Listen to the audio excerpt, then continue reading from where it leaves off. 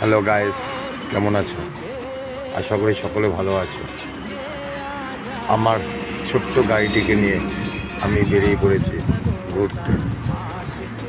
মনে হলো যে আমার এই স্বপ্নের রাস্তা 12 নম্বর NH30, যে আমাদের স্বপ্নের রাস্তাটি তৈরি হয়েছে, তা তোমাদের কাছে তুলে ধরতে, তারই কিছু অংশ তুলে ধরেছি।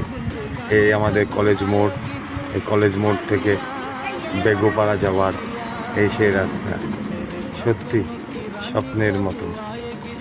কারণ কখনো আমরা ভাবতে পারিনি, আমরা ছোটোবেলা থেকে শুনে আসছি রাস্তাটি হবে হবে হবে। আজকে দীর্ঘ 30 বছর পর স্বপ্নের রাস্তা বাস্তবতে পূরণ হলো।